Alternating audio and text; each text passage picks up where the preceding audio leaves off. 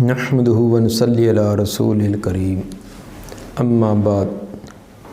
صحیح بخاری کتاب الغسل باب نمبر 2 باب غسل الرجل مع امرأتہ۔ باب اس سلسلہ میں کہ مرد اپنی بیوی کے ساتھ، خاوند اپنی بیوی کے ساتھ مل کر غسل کر سکتا ہے۔ شاہ ولی اللہ رحمہ اللہ اس کی وضاحت یہ فرماتے ہیں کہ بعض لوگوں کے نزدیک خاوند اور بیوی کا اکٹھا غسل کرنا یہ درست نہیں۔ امام بخاری رحمہ اللہ ان کا رد کرنا چاہتے ہیں کہ خاوند بیوی اکٹھے ایک ہی وقت میں غسل کر سکتے ہیں۔ تو اس روایت میں امام بخاری رحمہ اللہ یہ ثابت کریں گے، اس لیے باب قائم کیا، باب غسل الرجل مع امرأتہ، آدمی کا اپنے بیوی کے ساتھ غسل کرنا۔ حدیث نمبر 250۔ قال حدثنا آدم بن ابی ایاس قال حدثنا ابن ابی ذئب عن الزہری عن عروۃ عن عائشہ قالت كنت اغتسل انا والنبی صلی اللہ علیہ وسلم من اناء واحد۔ سیدہ عائشہ رضی اللہ تعالیٰ عنہ فرماتی ہیں کہ میں اور نبی صلی اللہ علیہ وسلم ایک ہی برتن میں غسل کر لیا کرتے تھے۔ من قادحن یعنی ایک بڑا ٹب نما برتن ہوتا اس میں، یقال له الفرق جس کو فرق کہا جاتا ہے۔ فرق ایک بڑا، جس طرح ہمارے ہاں یہ بٹھل وغیرہ یا آج کل ٹب وغیرہ آتے ہیں، اس طرح کا ہوتا تھا جس کے اندر 3 سا پانی آتا تھا۔ 3 سا اور 1 سا کے اندر 5 سہی 1/3 رتل ہوتا ہے۔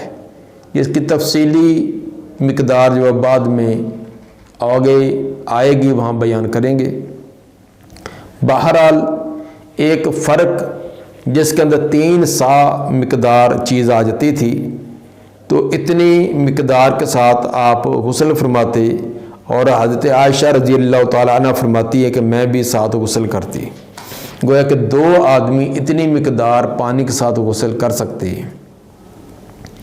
اس روایت میں وقت کی تعین نہیں، اتنا ہی آتا ہے کہ ایک ہی برتن کے اندر میں اور نبی صلی اللہ علیہ وسلم غسل کرتے۔ کیا وقت ایک ہی ہوتا تھا یا الگ الگ وقت بھی ہوتا تھا؟ تو دوسری روایت آگے حدیث نمبر 261 میں اس کی صراحت آ رہی ہے کہ سیدہ عائشہ رضی اللہ تعالیٰ عنہ فرماتی ہیں ہم اکٹھے ہی غسل کرتے اور باری باری ہمارے ہاتھ اس برتن میں جا رہے ہوتے۔ اور بعض روایات میں یہ بھی وضاحت ہے کہ ہم اکٹھے چلو برتے۔ تو یہ تمام روایات سے یہ بات ثابت ہوتی ہے کہ یہ غسل کرنا ایک ہی وقت کے اندر تھا۔ باقی رہا کہ کیا ایک دوسرے کا عورہ نظر نہیں آتا؟ پہلی بات یہ ہے کہ اس میں یہ لازم نہیں ہے کہ برہنہ حالت میں ہوں تو خاوند بیوی اگر اکٹھے ایک برتن میں ایک ہی وقت میں غسل کرتے ہیں تو کوئی کپڑا وغیرہ باندھا ہو، یہ صورت بھی ہو سکتی ہے۔ اگر کپڑا نہ بھی باندھا ہو تو خاوند بیوی کے لیے ایک دوسرے کا عورے کا دیکھ لینا اس میں حرج نہیں ہے، جس طرح کہ قرآن کی آیت سورہ بقرہ کی آیت نمبر 187 بھی اس پر اس بات دلالت کرتی ہے کہ ہن لباس لکم وانتم لباس لہن، کہ مرد تمہارے اور عورتیں مردوں کے لیے لباس ہوتی ہیں۔ تو جس طرح لباس جو ہے اس سے عورہ جو الگ، عورے سے الگ نہیں ہو سکتا، اسی طرح خاوند اور بیوی بھی ایک دوسرے کے لباس کی طرح ہے۔ اور سورہ معارج کی آیت نمبر 29، 30 اور 31 میں فرمایا کہ والذین هم لفروجہم حافظون الا علی ازواجہم او ما ملکت ایمانہم فانہم غیر ملومین، کہ اہل ایمان کامیاب مومنوں کی صفات میں سے یہ بیان کیا کہ وہ اپنی شرم گاہوں کی حفاظت کرتے ہیں۔ شرم گاہوں کی حفاظت کا معنی نہ اس کو غلط جگہ استعمال کرتے ہیں، نہ دوسرے کے سامنے ظاہر کرتے ہیں، اور آگے استثناء کی اللہ علی ازواجہم او ما ملکت ایمانہم، بیویاں اور باندیاں یا لونڈیاں ان کے علاوہ کسی کے سامنے وہ اپنی شرمگاہ کا اظہار نہ استعمال کرتے ہیں نہ اس کو ظاہر کرتے ہیں۔ تو اس سے بھی یہ معلوم ہوتا ہے کہ خاوند بیوی اگر ایک دوسرے کے سامنے ان کا عورہ جو ظاہر بھی ہو جائے تو اس میں کوئی حرج نہیں، بلکہ بہت سے اہل علم نے اس میں اتفاق کا نقل کیا ہے کہ امت سے مراد امت کے فقہاء کا اس بات پر اتفاق ہے کہ خاوند بیوی ایک دوسرے کے سامنے عورہ ان کا ظاہر ہو سکتا ہے، جس طرح کہ امام ابن تیمیہ رحمہ اللہ نے مجموع الفتاوی جلد 21 صفحہ 51 پر، امام نووی نے المجموع جلد 2 صفحہ 221 پر، اور امام شوکانی نے نیل الاوطار جلد 1 صفحہ 33 پر، اور امام طحاوی نے شرح معانی الاثار اور امام قرطبی نے المفہم جلد 2 صفحہ 668 پر اس پر اجماع نقل کیا ہے کہ امت کے فقہاء کا اجماع ہے کہ خاوند بیوی ایک دوسرے کے عورہ ان کا ایک دوسرے کے سامنے ظاہر ہو سکتا ہے۔ باقی رہی وہ روایت جو حضرت عائشہ رضی اللہ تعالی عنہا کے حوالہ سے بیان کی جاتی ہے طبرانی صغیر میں کے حوالہ سے، کہ سیدہ عائشہ رضی اللہ تعالیٰ عنہ فرماتی ہیں کہ میں نے اور نبی نے ایک دوسرے کا کبھی عورہ تک نہیں دیکھا۔ تو اس کی سند کے اندر برکت بن محمد کلبی ایک راوی وزا بلکہ کذاب ہے، تو اس لیے وہ روایت سند کے اعتبار سے کمزور ہی نہیں بلکہ سخت کمزور ہے، ضعیف ہے۔ ہاں البتہ یہ بات تو ہے کہ اولا اور عورہ اور تقوی والی بات یہ ہے کہ خاوند بیوی بھی اپنا عورہ ایک دوسرے کے سامنے برہنہ نہ کریں، ایک دوسرے کا نہ دیکھیں، لیکن اگر دیکھ لیں تو اس میں حرج نہیں ہے۔ اس لیے حضرت عائشہ رضی اللہ تعالی عنہا کا نبی صلی اللہ علیہ وآلہ وسلم کے ساتھ غسل کا یہ طریقہ بیان کرنا کہ ہم ایک ہی برتن میں غسل کر لیتے تھے، تو یہ کوئی عجائبات میں سے نہیں ہے جس کو کوئی اس طرح کا غلط رنگ دیا جائے۔ یہ روایت امام بخاری رحمہ اللہ 7 مرتبہ لائے ہیں، اور امام مسلم بھی حدیث نمبر 319 اور 321 کے اندر اس روایت کو لائے ہیں، اور امام مسلم نے کچھ الفاظ کی زائد بھی بیان کیے ہیں۔ باب نمبر 3 باب الغسل بالصاع ونحوہ، باب غسل کرنا ایک سا مقدار پانی سے یا اس کے برابر اس کے قریب۔ نحوہ سے اشارہ کیا ہے کہ یہ کہ حد بندی نہیں ہے کہ صرف اتنے ہی سے غسل کیا جائے، اس کے اندر کچھ کمی بیشی ہو سکتی ہے، البتہ احتیاط اسی میں کرنی چاہیے کہ پانی کا زیادہ استعمال نہ ہو، اسراف نہ ہو، بوقت ضرورت سا سے یا تھوڑا بہت کمی بیشی اس میں ہو سکتی ہے۔ مطلوب اس میں پانی کی ایک مقدار بیان کرنا ہے کہ آپ کا غسل کا طریقہ اتنے پانی کی مقدار کے ساتھ ہوتا تھا۔ باقی اشخاص، اوقات اور حالات کے اعتبار سے اس کے اندر کمی بیشی ہو سکتی ہے۔ مثلا گرمی کے موسم میں اور سردی کے موسم میں پانی کا استعمال اس کی مقدار ایک جیسے نہیں ہوتی۔ اسی طرح ایک آدمی جو ہے وہ روزانہ غسل کرتا ہے، صاف ستھرا اس کا جسم ہے، وہ تھوڑے پانی کے ساتھ بھی غسل کر سکتا ہے۔ ایک بیچارے نے ہفتے بعد ہی غسل کرنا ہوتا ہے، تو صاف ظاہر کہ ان دونوں کی کیفیت پانی استعمال کرنے کی ایک جیسی نہیں ہوگی۔ اور ایک جو ہے وہ دفتر میں کام کرنے والا، اس کے غسل کی اور نوعیت ہوگی۔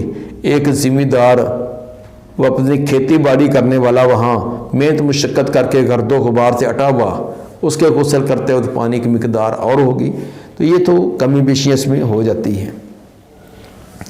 باب الغسل بالصاع ونحوہ، باب غسل کرنا ایک سا مقدار پانی سے یا اس کے قریب۔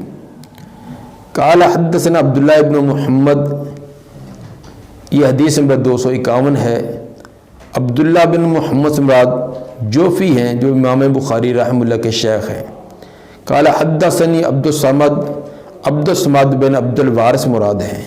قال حدثنی شعبہ قال حدثنی ابو بکر بن حفص قال سمعت ابا سلمہ یقول دخلت انا واخو عائشہ علی عائشہ. ابو سلمہ فرماتے ہیں کہ داخل ہوا میں اور سیدہ عائشہ رضی اللہ تعالی عنہ کا بھائی حضرت عائشہ رضی اللہ تعالیٰ عنہ کے پاس. ہم دونوں سیدہ عائشہ رضی اللہ تعالیٰ عنہ کے پاس گئے. ابو سلمہ ان کا نام عبداللہ بن عبد الرحمن بن عوف مراد ہیں، جو ام کلثوم بنت ابی بکر رضی اللہ عنہ نے ان کو دودھ پلایا تھا، اور حضرت عائشہ رضی اللہ تعالی عنہ کے یہ رضائی بھائی ہیں، کیونکہ ام کلثوم یہ حضرت عائشہ رضی اللہ تعالی عنہ کی بہن تھی. تو جب انہوں نے ان کو دودھ پلایا تھا تو یہ حضرت عائشہ رضی اللہ تعالی عنہ کے رضائی بھائی لگیں گے. جس طرح کہ پوری تفصیل عمدۃ القاری جلد 3 صفحہ 13 پر اور حافظ ابن حجر رحمہ اللہ نے بھی فتح الباری کے اندر یہ بات بیان کی ہے.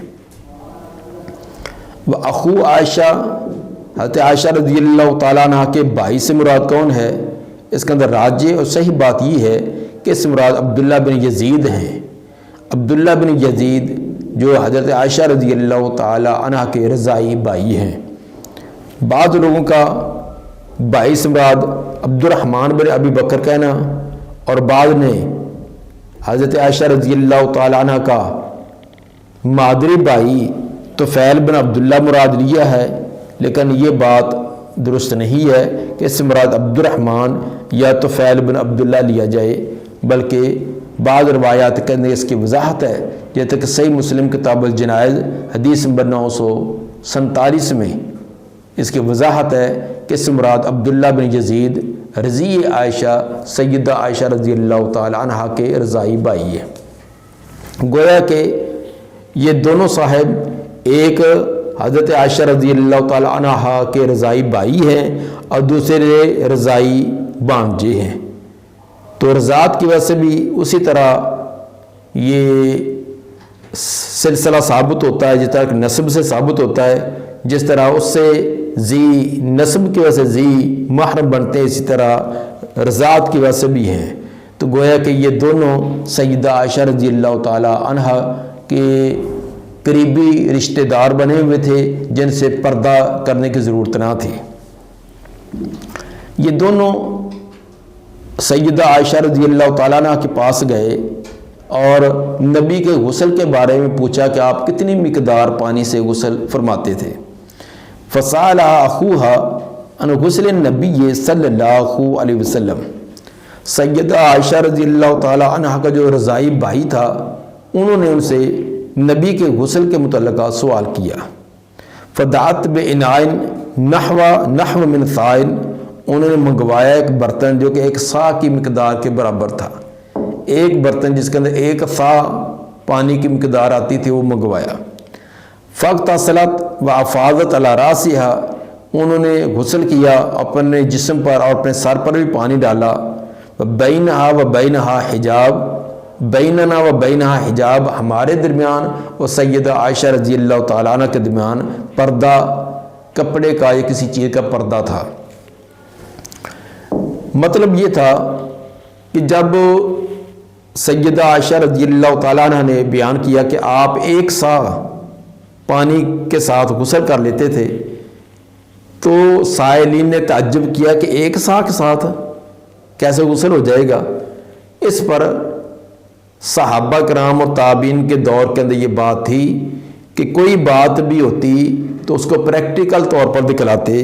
جیسے کہ وضو کے بارے میں ہے کہ جب کوئی کسی سے وضو کا پوچھتا تو وہ زبانی بتلانے کے ساتھ ساتھ عملی طور پر کر کے بھی دکھلا دیتے. اسی طرح یہ معاملے کی اس مسئلے کی نوبت تھی کہ انہوں نے بڑے تعجب سے کہا کہ 1 صاع کے ساتھ غسل. سیدہ عائشہ رضی اللہ تعالیٰ عنہ نے فرمایا کہ یہ تعجب والی کون سی بات ہے، میں تمہارے سامنے یہ دیکھو غسل کر کے دکھلاتی ہوں. انہوں نے 1 صاع پانی لیا، دیکھا کہ اتنا پانی ہے برتن میں، دیکھنا میں اسی کے ساتھ غسل کروں گی. وہ پردے میں گئی ہیں پردے میں جا کر انہوں نے غسل کیا، فرمایا کہ میں نے پورا غسل کیا، پانی وہی تھا جو تمہارے سامنے تھا۔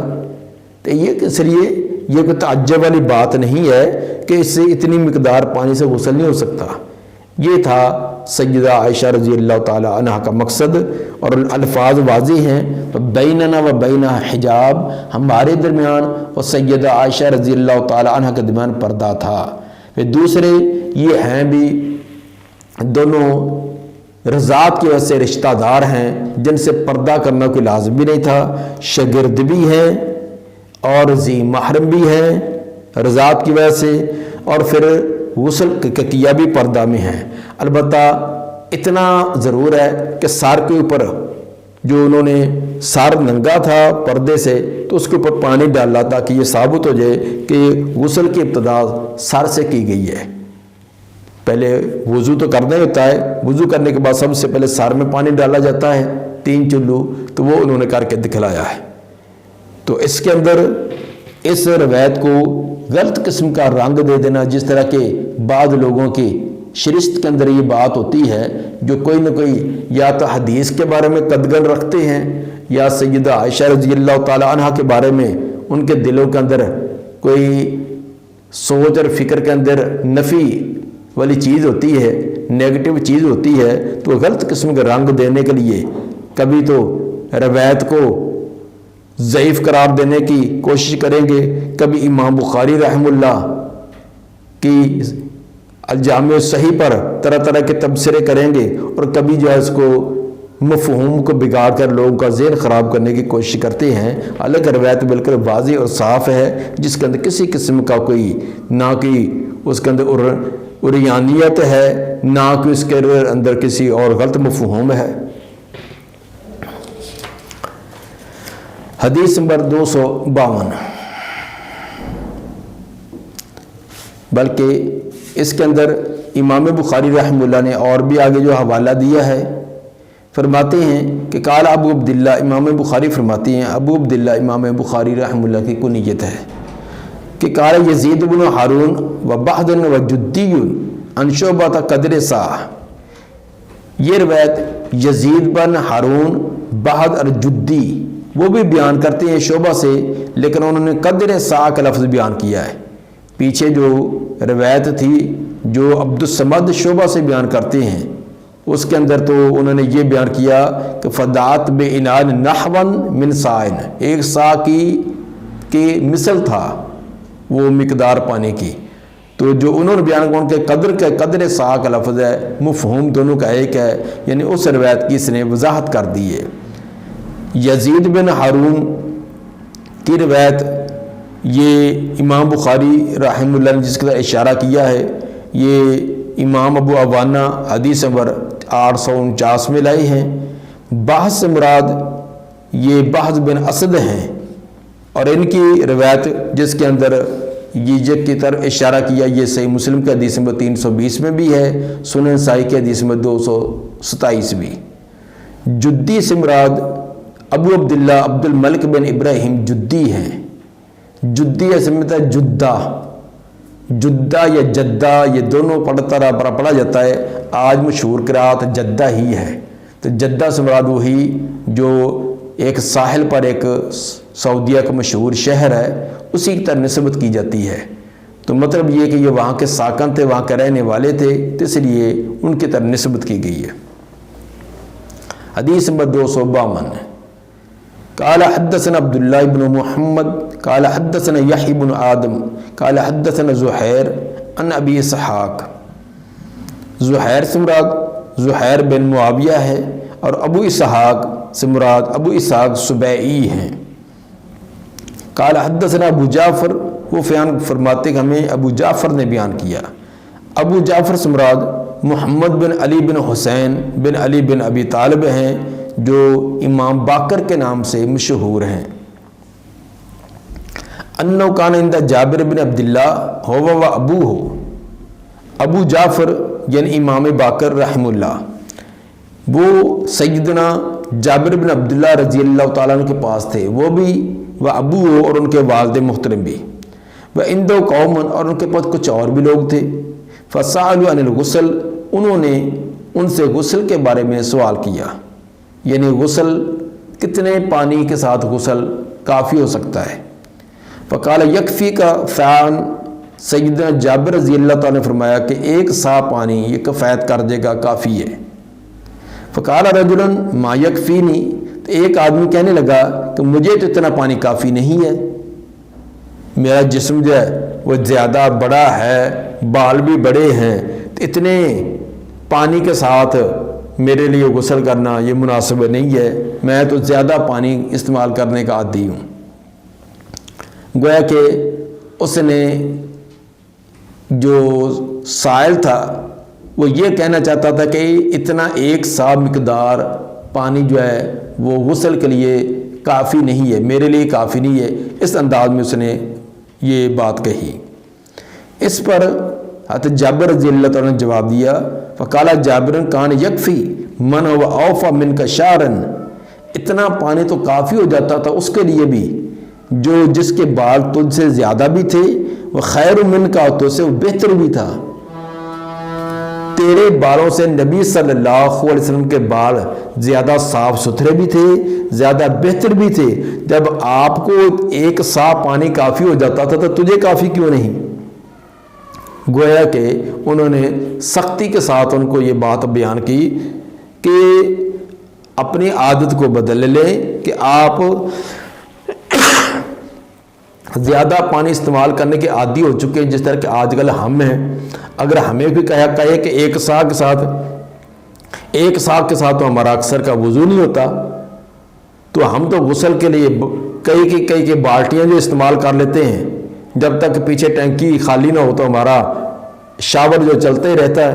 تو ہمارے لیے تو اس دور کے اندر ایک بڑا تعجب سا ہے کہ تھوڑی مقدار کے ساتھ غسل کرنا۔ اسی طرح انہوں نے بھی یہ تعجب سے کہا کہ یہ اس طرح اتنی مقدار پانی کے ساتھ غسل کیسے؟ اس پر حضرت جابر رضی اللہ تعالیٰ نے فرمایا کہ اتنا کافی ہو جاتا ہے۔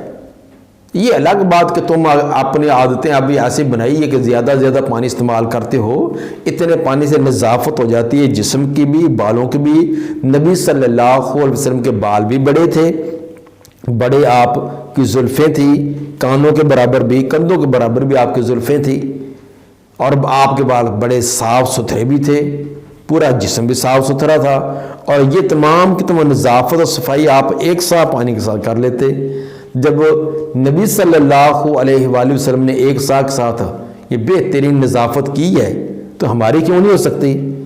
اس لیے انہوں نے پھر تنبیہ کے انداز میں یہ بات ان کو کہی کہ فقال جابر کان یکفی من هو اولا منک شعرا، اتنا پانی تو کافی ہوتا تھا جو من هو اوفى منک شعرا، جو تو سے بالوں میں بھی زیادہ تھے، اور خیر منک، یا کہا تھا تو سے بہتر تھے۔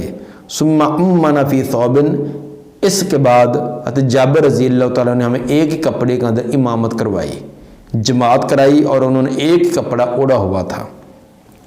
ایک کپڑے کے آگے وضاحت آئے گی کہ مطلب کہ اس کو دائیں اور بائیں جو اس کی طرفیں تھی، دائیں طرف جو وہ بائیں کندھے پر اور بائیں جو دائیں کندھے پر، ان کو ڈال کر مخالف سمت میں ڈالا ہوا تھا۔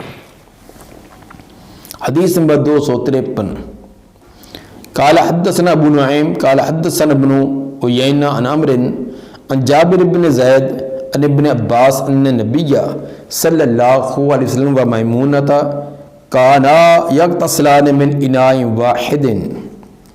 ابن عباس رضی اللہ عنہما فرماتے ہیں کہ نبی صلی اللہ علیہ وسلم اور سیدہ میمونہ رضی اللہ عنہا کانا یغتسلان من اناء واحد، وہ ایک ہی برتن میں غسل فرما لیا کرتے تھے، ایک ہی غسل میں وضو کر اپنا غسل کر لیتے تھے۔ اس سے بھی ثابت ہوا کہ خاوند بیوی اکٹھے ایک ہی برتن کے اندر غسل کر سکتے ہیں۔ قال ابو عبداللہ کان ابن عیینہ یقول آخیراً، امام بخاری یہاں ایک بات بیان کرنا چاہتے ہیں کہ یہ گزشتہ روایت یہ مسند ابن عباس میں سے ہے یا مسند میمونہ میں سے ہے، تو فرماتے ہیں کہ ابن عیینہ رحمہ اللہ یقول اخیراً اپنی آخری عمر میں فرمایا کرتے تھے۔